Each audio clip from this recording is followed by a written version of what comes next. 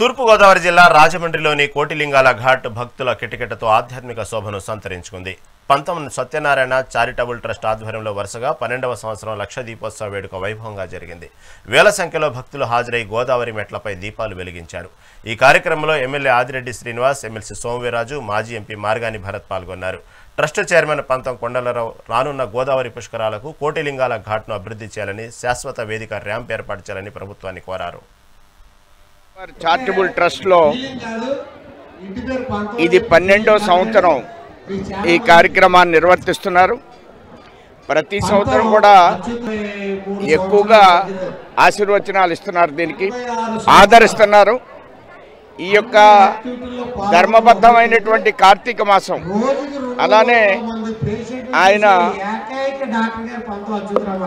మన సంప్రదాయంలో వినాయక చవితితో స్టార్ట్ అయ్యి దుర్గమ్మవారు, అమ్మవారు దసరాతో, అలాగే కార్తీక మాసం, ఇలాగా అనేక కార్యక్రమాలను సంవత్సరంలో మన జాతిలో డిజైన్ చేసినటువంటి కార్యక్రమాలు ఇవన్నీ కూడా. ఏ విధంగా ఘాట్లను అభివృద్ధి చేయాలి, వస్తున్న భక్తులకు ఆధ్యాత్మిక ఆలోచనతో పెంపొందించాలి.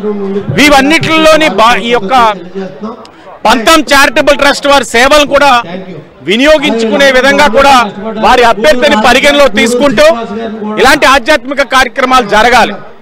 ప్రజల ఆధ్యాత్మిక ఆలోచనతో ముందుకు వెళ్ళాలి. సనాతన ధర్మాన్ని కూడా కాపాడాలన్నది కూటమి ప్రభుత్వం తరపున మా తాలూకు ఆలోచన. ఏ కార్యక్రమం చేసినా సహకారం ఉంటుంది, పర్యవేక్షణ ఉంటుంది. అలాగే పుష్కరాల సమయంలో కూడా